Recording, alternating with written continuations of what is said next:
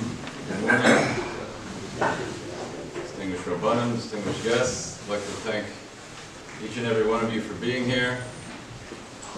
Just want to clarify, there was some confusion a moment ago. Somebody told me they saw the topic ethics of war and they thought this was a Shalom Bayis talk. No ethics in that.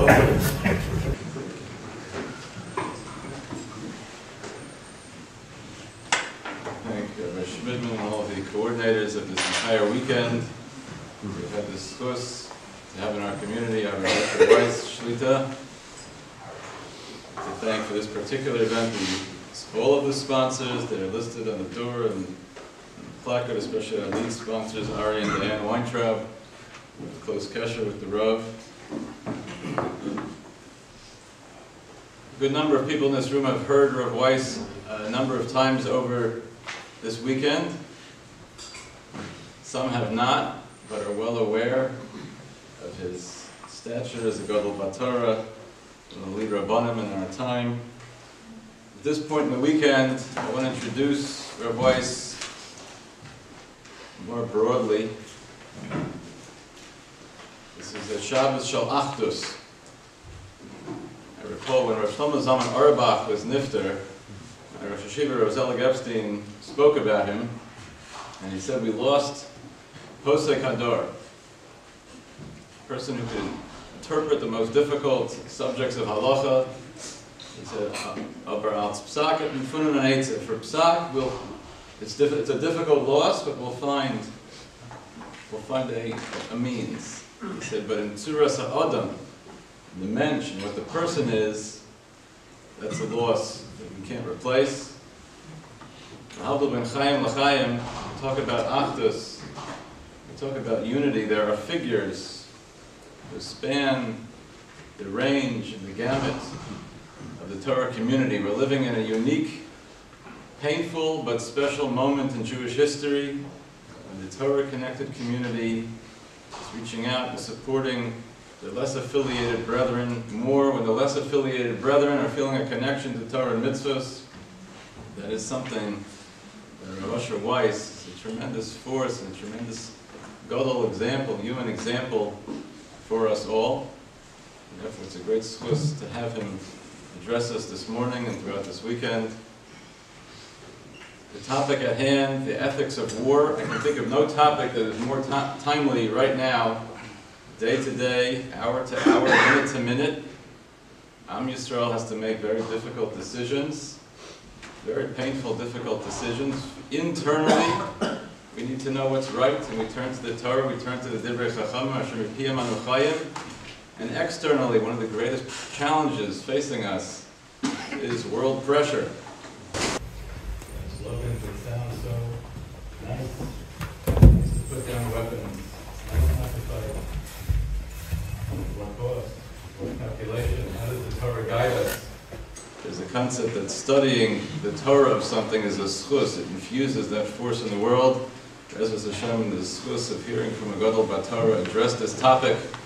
And Am Yisrael be zocha, the strength to do what it has to do, to be safe, to be saved. We should see Yeshua's v'nachamos. It's my distinct honor and pleasure to introduce Hagon HaUshar to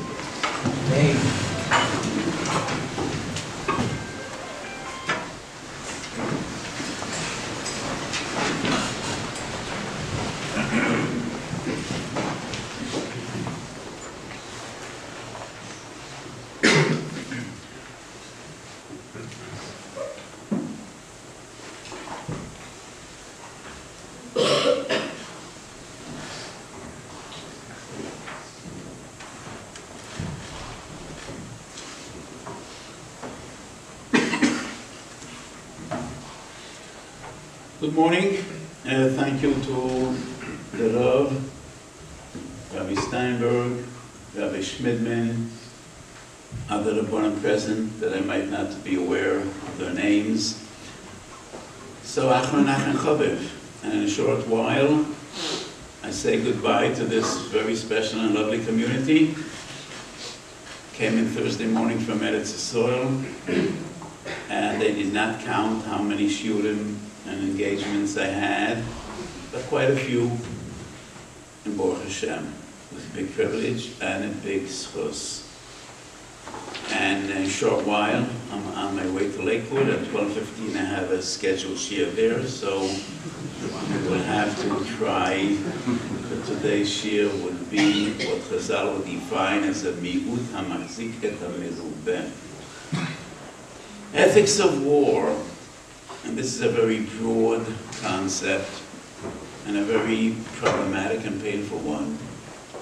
We are in the midst of a terrible war, and it is an existential war for Israel. What happened on Simchas Torah, and I said many times since I arrived here, Simchas Torah forever will be one of the greatest days in the Jewish calendar. That the 7th of October will live in infamy forever. And this was a terrible day, a day we never believed. Since 1945, we never believed we'll see these sights again. 1,200 Jews just massacred, just killed, murdered brutally. Anoshim, noshim v'taf, not soldiers, not in battle, but just brutally killed by barbarians. And since then, the war is raging, and every day with casualties. Every day young soldiers are dying. Many of them I knew, killed, injured. Young soldiers learning my Torah in Gaza while they're fighting. This is really tragic. And I told people here in Philadelphia, so many people are traveling to Israel, and it's an inspiration. I'm seeing people from North America, South America, Europe, Australia, Jews from the entire world just coming to Israel without even knowing why they're coming. Just to be there, just to feel, just to see, just to feel part of Am Yisrael, and just trying to be helpful in any way. And it's an inspiration. And it proves that the entirety of Am Yisrael is one. Shabbos we read, Kulanu B'nei Ish. But I also say to the members of this community, you could be helpful sitting here in Philadelphia. Because we in Israel and the soldiers fighting, they need your Torah, they need your Tehillim, they need your Tefillas, they need your Chesed. We believe that we win battles with the Kodesh Baruch Hu, and we win battles not only by might and force, but the Kodesh Baruch Hu is on our side. So being far away, you can be part of this war. Daven better, daven more, give some more tzedakah. If you're kaveh etim l'Torah, add on every day, another 15 minutes, another half hour, and you're being helpful. So the ethics of war, I want to address two different questions. Number one, hurting civilians in the course of war, which is our biggest problem now. Because the pictures the entire world sees of a devastated city, bombed out houses, civilians that are dying, those are painful. They're painful to every human being. But is that legitimate? There is no other way to fight terrorists. There is no other way to fight people that don't care about the loss of life. They don't care about their own. They don't care about their brothers and sisters. And they intentionally use children and innocent civilians as human shields. And right now they're firing rockets out of humanitarian areas that were designated for humanitarian passages for civilians to be safe. And the one putting them in danger is the Hamas. So what would be the halachic justification for fighting warriors, terrorists, even though we know that civilians will be harmed and will be killed? Could that be based on the din of roidev? So most of you are familiar with the halacha v'harodef achrei chavero orgo nita l'atzilo b'nafsho.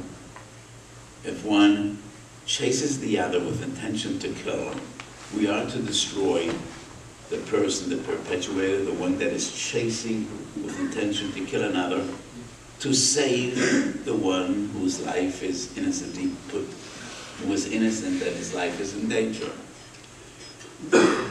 Is there a din of roidef when he is a roidef indirectly, b'derech groma? So halacha distinct, halacha differentiates between a person who does a deed directly and indirectly. One of the shiurim I gave when I was here in Philadelphia Friday morning, we had a shiur about groma, the concept of groma. And the concept of groma we find by Ezekiel, we find it by Shabbos, when a person causes something to happen indirectly. So the Achi Yezer, Reb Chaim Oizer, Chelek Aleph Siman Yud Ches, and there's a lengthy discussion about this in Minchas Rosh Bava Kama Siman Yud Gimel. An indirect roidef, a person that is threatening the life of another, but not directly, but indirectly, would he still be defined as a roidef, and it wouldn't be legitimate to destroy his life to save another? And yes, but I still think innocent civilians that did no act to put another's life in danger would not be defined as a roidef, even not a roidef under the law. So do we have any source that it is permissible to hurt civilians if there's no other way to fight our enemies? So many times I explain to people, it has been many years since Jews have run a sovereign state. And this goes back thousands of years. He remembers Man Bayesheni of the Romans, who didn't run the state of Israel. We had a very limited economy, and the Romans were in charge. They ran the country. So the last time we really ran a sovereign state, probably in the days of Shlomo HaMelech. The Rambam does write, Perek Gimel Mehelchas Chanukah, that after the victory of the Hashmonaim, of the Maccabees, Chazru Malchus li Yisrael Mosayim Shono. The Malchus came back to Israel for 200 years, but that wasn't a full-fledged Malchus. And Shlomo HaMelech didn't leave us Shalas Tshuvos. So in Chazal, in the ocean of response of Shalas Tshuvos, we find very little Tshuvos dealing with how do we run a state. And this is a crucial question that the Frum community must ask itself, because bearing in mind the demographics in Israel, before not so many years, Frum people will be in charge. And I don't think we are ready to take on that responsibility, running a Jewish state in accordance to halacha. So I am called upon by many institutions, not only from the medical establishment, but also from the security establishment, whether it's the police force or the IDF or the Shabak, many times consult me for halachic issues, and sometimes we don't have many sources. So Shlomo HaMelech didn't leave us Shalas Tshuvos. He only left us one tshuva, which he actually read in the Haftarah this past Shabbos. And that one and only tshuva that Shlomo HaMelech left us is somewhat a peculiar one, somewhat an interesting one. But he did leave us many tshuvas. We don't have Shalas Tshuvos Shlomo HaMelech Yisrael. But regarding this question, hurting civilians in the course of war, we have no choice but to go all the way back to the Tanakh.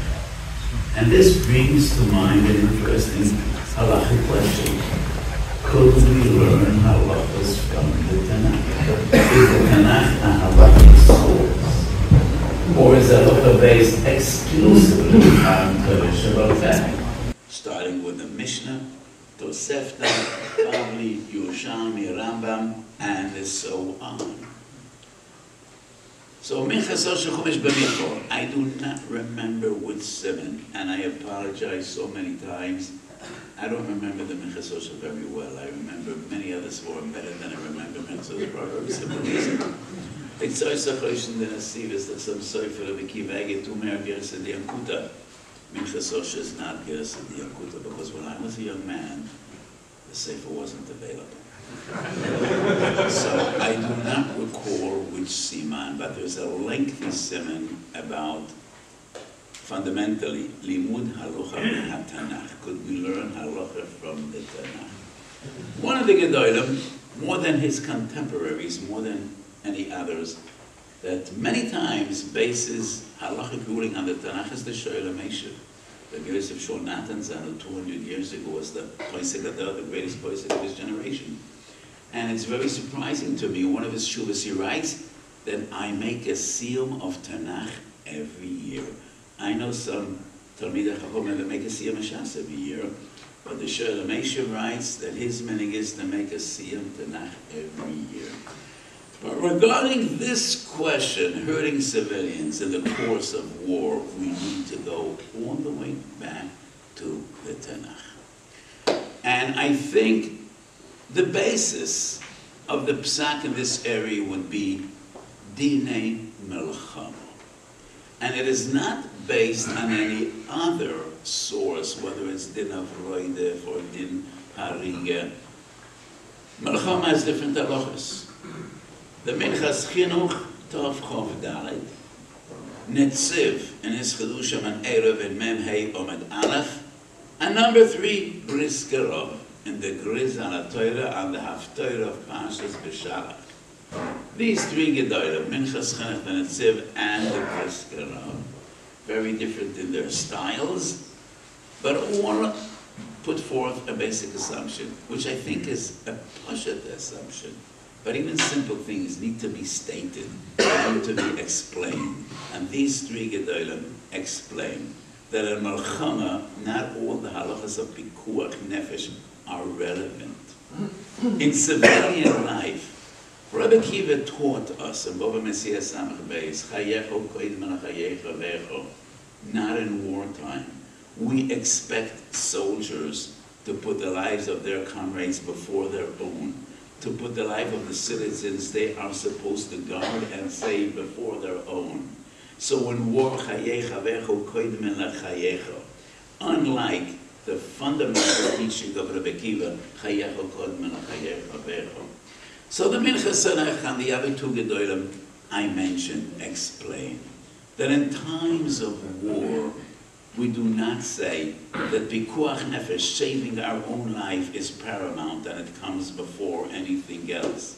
Victory justifies putting lives in danger, our lives. And we would not say that Pikuach Nefesh overrides any other principle. Victory in war, to win, to be victorious, demands sacrifice. And there were no wars without casualties. Once, maybe twice in history, Israel fought a war and won without sacrificing one soldier. One was the story of Sancheiriv, when they came from Babylon, from Babel, with a mighty army, and they all perished and died in one night, and that was a miracle of a Kodesh Baruch Hu. And then the Bavlim just ran back home, and they left us alone. Halavai. I wish it would happen tomorrow in Gaza. Quite unlikely, because it hasn't happened for thousands of years. Melchemes Midyan. The Posek says, I think it's a Parshas Matos, v'lo nifkad mimeno ish, yavames samech aleph. A machlok is 2 opinions. Does that mean no one perished, or referring to Tahara and to the loss of life? But b'derech hateva, every war demands casualties and the loss of a life, and this one as well. So these 3 Gedolim deal with sacrificing our lives for victory. Could we harm civilians in the course of war? Parshas Vayishlach, Vayiru Yankel Ma'od, Vayetzar Lo, Rashi brings, Vayankel Ma'od, Shema Yahareg, Vayetzar Lo, Shema Yaharog. So when Yaakov is prepared to meet Esav and he doesn't know what to expect, what will transpire, when the two of them with their camps meet, and Yaakov is afraid, and is also troubled. And Rashi explains, he's afraid because he might get hurt, he might get killed. And he is troubled because he might have to kill others. The Mizrahi and the Maral Gur Aryeh explain why is Yaakov troubled. If he would be attacked by Esau, then this is the halacha. If someone threatens your life, you kill in order to save your life. And they explain Yaakov is afraid because he might harm those that are not after his life. Esau is not coming alone. And it's not Yaakov against Esau like David and Goliath. Both of them are coming with a camp, with others, with families. And Yaakov is afraid. Maybe he will be attacked and he will have to retaliate to defend himself and his family. And he might kill those that are innocent. What do we learn? We learn, yes, if you are attacked, you must defend yourself, even knowing that you might harm innocent people. But Yaakov still is troubled. We are not happy to hurt civilians. We should be troubled when we see innocent people die, women and children. And I believe we are. But it is what we've got to do. We need to fight, we need to win, just like Yaakov Avinu. He knows that if he will be attacked, he will need to defend himself and his family, and he will fight back. V'yetz Eloi, Shema Yeharog. Sefer Shmuel, Shmuel Aleph, Tez Vav, when Shaul is going to fight Amalek, and V'yish Meshol Esuam V'yifkadein, V'yov Shaul ad ir Amalek V'yorev Benochal. And then Shaul cries out to the Canaanite, V'yom Shaul el Canaanite, Lechu Suru Redu Metoich Amaleki, Pen Oisifcho Imoi. ואתה עשית חסד עם כל בני ישראל ועלו יצא ממצרים. ויוסר קני מתוך Amalek. Before Shaul and the Jewish army attack Amalek, they asked the Canaanite, which was another nation, another people that dwelled together with Amalek. And Shaul calls out, leave, leave, I'm going to give you a humanitarian passage. Leave the city because I don't want to hurt you. And the Canaanite left. And then Shaul destroys Amalek. So we see that Shaul was concerned, and he called out to the innocents, to those that we do not want to harm. We're giving you an opportunity to leave the town, to leave the city, leave the vicinity, because I don't want to hurt you. And that is what Israel has done in Gaza, enabling safe passage. And we know that a lot of the terrorists took advantage of that safe passage, and they too went south. And it is something that we did not have the means to prevent, and we are paying a dear price. But the precedent is in Sefer Shmuel Aleph. But maybe this is different, because the Canaanite, like the Pasuk says, Ato osisu chesed el kol bnei Yisrael v'alo yisrael b'Mitzrayim. We did not have much chesed from those that live in Gaza, from the Palestinians, not from the Hamas, and neither from the Palestinian civilians. Source number three would be in Divrei Hayomim. Kodesh Baruch Hu tells David HaMelech, Ato lo tibne bayit lishmi, damim rabim shofach. You shed too much blood. You will not be with us in English. Your son Shlomo, he will be with us in English. And David does whatever he can to prepare for Shlomo HaMelech, knowing that his son will be the one ultimately to build the place in English. And the Radak explains why not David. Kodesh Baruch Hu tells him, Domim Rabim Shofach. And the Radak explains David for the wars of Israel. And that was legitimate. And that is not the reason he will not build the Beis HaMikdash.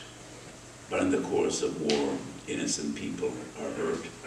And that is why HaKadosh Baruch Hu tells David, Lo tibna bayit lishmi, domim rabim shofach.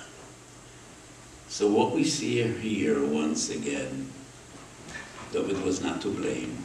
He did what he had to do. But nevertheless, to build the Beis HaMikdash, that is a different level, different requirements. The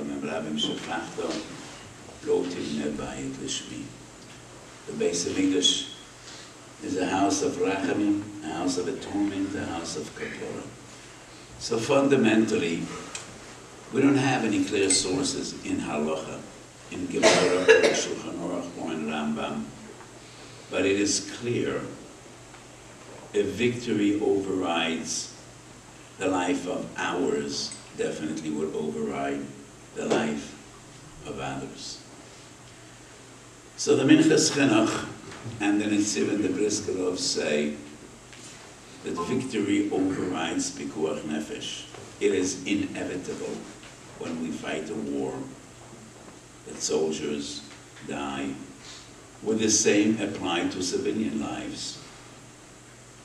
If we find out that the leaders of Hamas are in hiding together with a group of our hostages, would we bomb that place, knowing that we will be killing our own in order to eliminate our enemies? This is a question I hope I will never be asked, and I don't know how anyone could deal with a question like this. If I would ever be asked, probably my response would be, Sheva al ta'aseh. There's an amazing Chazon Ish, and the Chazon Ish deals with the Sug in Yerushalmi, Perek Ches Mesechet Trumas. In Perek Ches Mesechet Trumas in Yerushalmi, there is a discussion about a group of Jews confronted by thugs, hoodlums, cannibals. The Yerushalmi doesn't specify who these terrible people are. But they demand, give us one of you, and we will kill him. And if you don't cooperate, we're going to kill you all, the entire group. And the Yerushalmi says, we do not cooperate. We will not hand out a person to be destroyed. Only HaKadosh Baruch Hu that gives life will decide, mi yichya or mi yamut.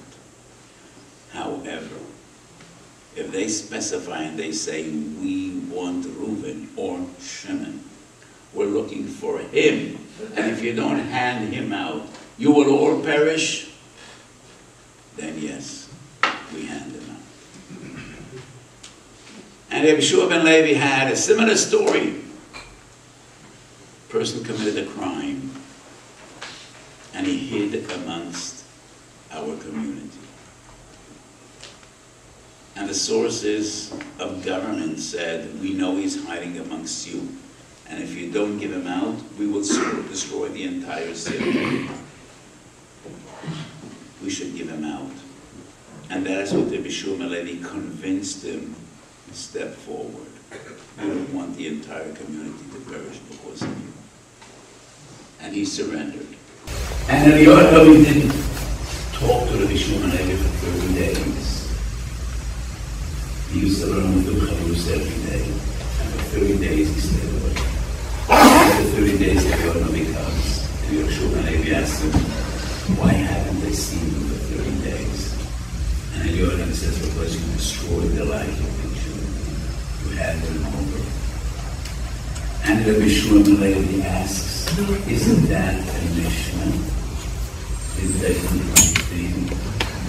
And Eliyahu says, it is a Mishnah, but it's not Mishnah's Hasidim. The Mishnah is not what I expect you to be. I expect you to be different. And the Chazon Ish asks, but this is a halacha. So what was he supposed to do? He was confronted with this situation. Was he supposed to cause the demise of the entire city? Didn't he do the right thing? He didn't even force force the person to surrender. He just convinced him to do so. So the Chazon Ish said, what was he expected to do? To daven to HaKadosh Baruch Hu. Ragli Chasidav Yishmo. And if he would cry out to HaKadosh Baruch Hu saying, please don't put me into this dilemma, HaKadosh Baruch Hu Vadei HaYeshamei Tfilasai.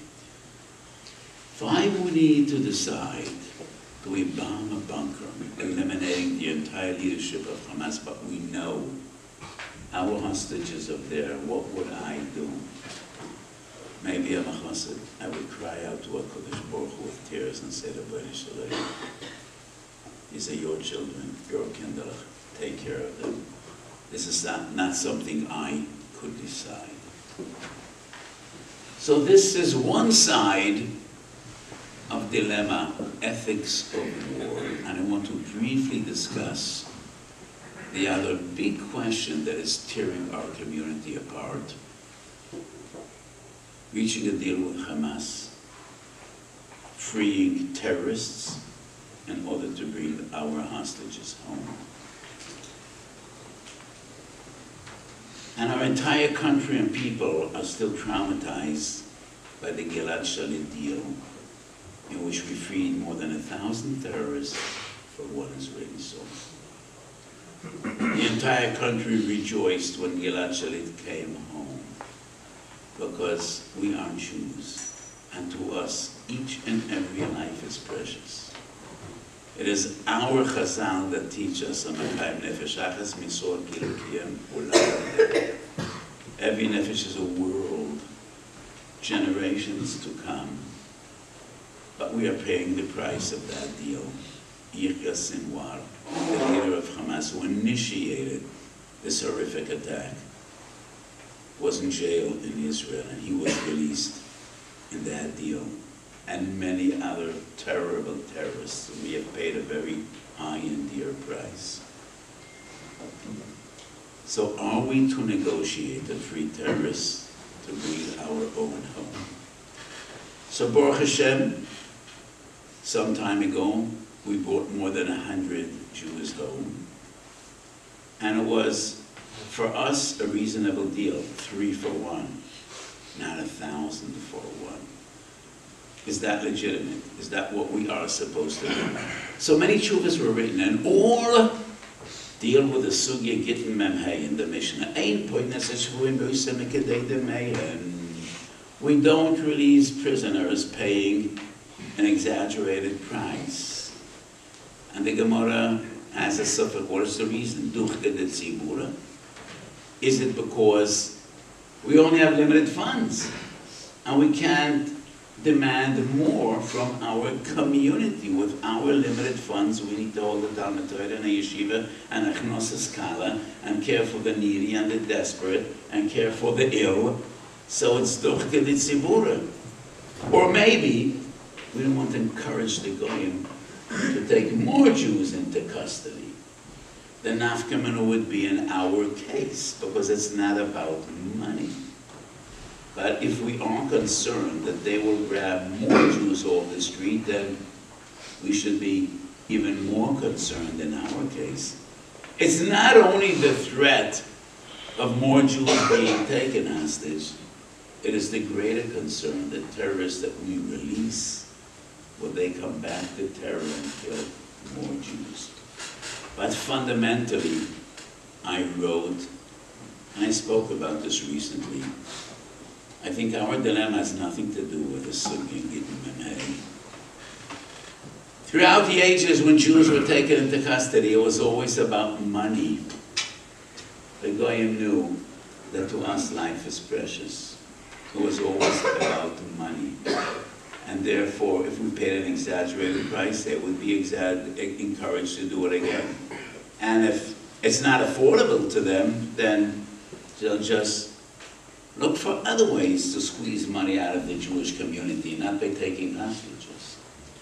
We're dealing with a totally different situation. It's not about money. And the other difference is, we are a sovereign state, and not only a shul or a community, or a kehillah, or a family. And a sovereign state has so many more considerations that it needs to take into account. There is an unwritten as-if agreement, and it's part of the Israeli ethos. A soldier knows that the army and the state will do everything to bring him home. And that is part of the morale, it is part of the motivation, and it's part of the reasons that young soldiers are willing to put their life on the line. So there are many considerations to take into account, lekan ulachan. So I just want to quote 3 sources of present-day Gedolim, not present day, but Gedolim, revered, greatest Gedolim in our times. 1970 was a difficult period of terror. Planes were hijacked. 2 planes were landed in Zarqa, in Jordan. One of the Gedolis was on one of those planes, which caused a big, big commotion in the Jewish community.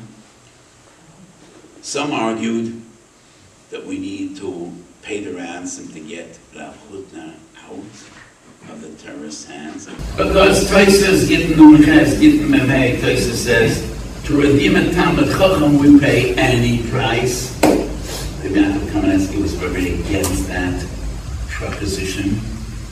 In the modern world, it would have been a tremendous Chilul Hashem. Take one person out because he's a tremendous Talmud Chacham. And I told him, I'm going to do the others there. But Moshe Feinstein wrote a letter to the Israeli Prime Minister at the time, to Golda Meir. And I have a copy of that letter, a photocopy. And it's just interesting to note how the world has changed. It's a letter written on a piece of paper, not on stationery, without a stamp, and with a typewriter, and there are a few corrections on that letter, because at the time, you know. And he writes a short, brief note to Golda Meir that I do recommend negotiating with the terrorists, and if need be, if there's no other way, to release terrorists. And that is signed by the Moshe Feinstein. And it is what they did at the time. The Americans, the British, and the Israelis released terrorists to bring our people safely home. 1976 was the Entebbe raid.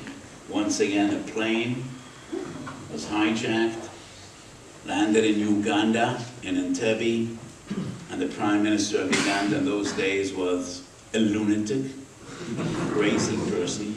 His name was Idi Amin, totally unpredictable, and he cooperated with the terrorists, and once again, same dilemma came up.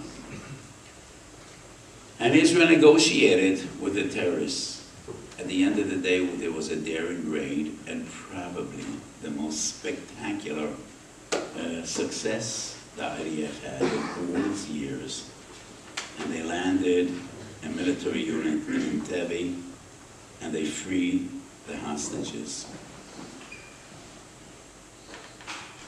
How did Gedolei Yisrael relate to the dilemma in those days?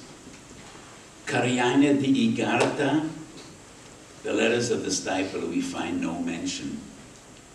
But in Sefer Orches Rabbeinu, which is a sefer written by one of the Bnei Weiss of the Steipler, his name was Rav Morovitz, very close to the Steipler, both in the first volume and in the second volume. I think it's page 314, Shin Yud Daled.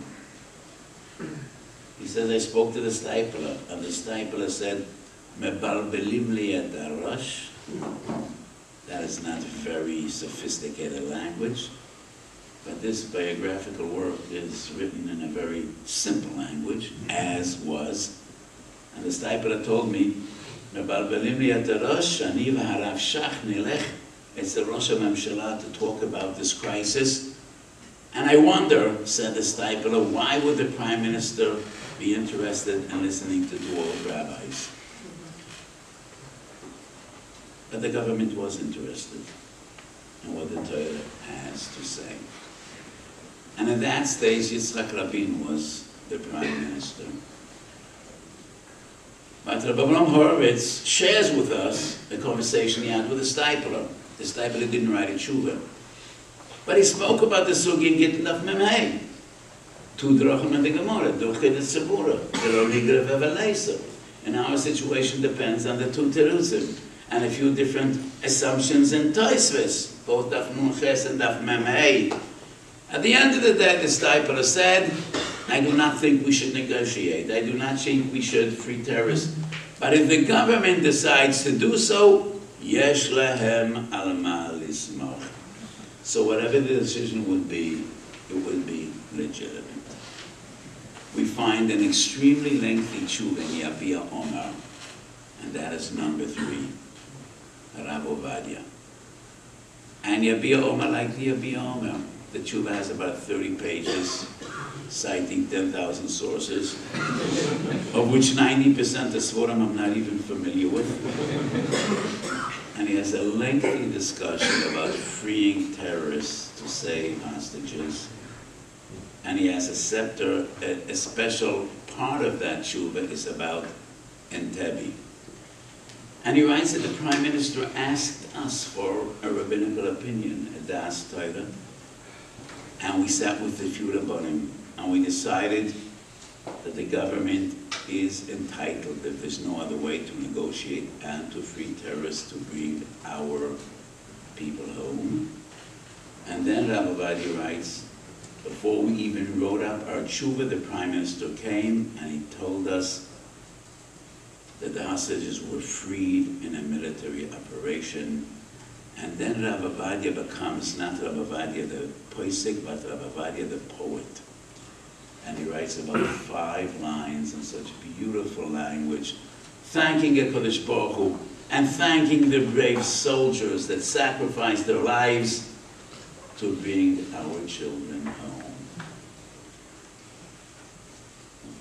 The Stipler, as quoted in Orches Rabbeinu, Rabbi Avraham Horowitz writes, a day later I came and I told him that the hostages were freed by a military operation. He praised the soldiers and he said, only the Jews would have the courage to pull off such a military operation. So he too was gratified. I just want to note that in that operation 4 Jews paid with their lives. The commander of the raid and 3 hostages. So there was a price paid, but more than 100 were freed. And both the Stipler and Rabbi Vadia expressed Simcha Gedola, that is how the hostages were freed and not by releasing terrorists. Maskona de Milta, we all would wish that the hostages would be freed without releasing terrorists. But obviously, the situation is different, the circumstances are different, and the army has not been successful to release terrorists by a military operation. Just a few days ago, a terrible tragedy happened when 3 hostages, we will never know, did they escape? Were they set free? We will never know because they were killed by friendly fire. So if there is no other way, I think by Das Torah, yes, the government is entitled to negotiate. We just hope that we will get our children and our brethren back without releasing too many of the real bad ones. But the government is entitled to decide, if possible, to use force, even though it always comes with a risk. A military operation always comes with a risk. So we daven to HaKadosh Baruch Hu that everyone should come safely home. But if there's no other way, al pi halacha, it is also legitimate to negotiate, and if need be, to free terrorists in order to bring our children home. So we discussed a few different topics in the ethics of Jewish war. Waging war with a barbaric enemy and adhering to Torah values. Chazal say, Kol oisik b'toras oila kilu hikriv oila.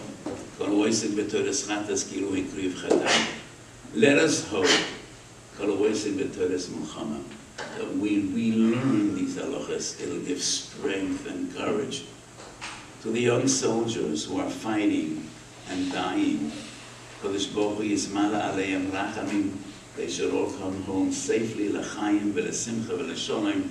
This war should be over fast and it should be over good.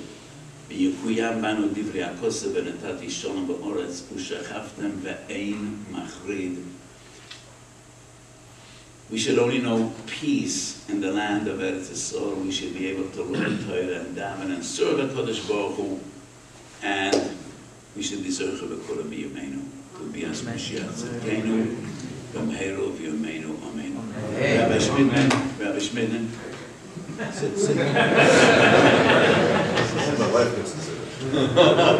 Thank you for inviting me. It was an amazing experience. I was moved every time I spoke to this community. There was always a full house. I was moved to see the kinderlach of this community when I spoke to the schools. And my brocha to all of you. Some of you have children in the army. And all of you should have nachas from your families, from your children. They all should be safe and sound. V'yigdalu l'tiferet. They should all go b'darkei avos, and we should all be zeicha to share simchas. Thank you for having me, and we should only hear b'sedes.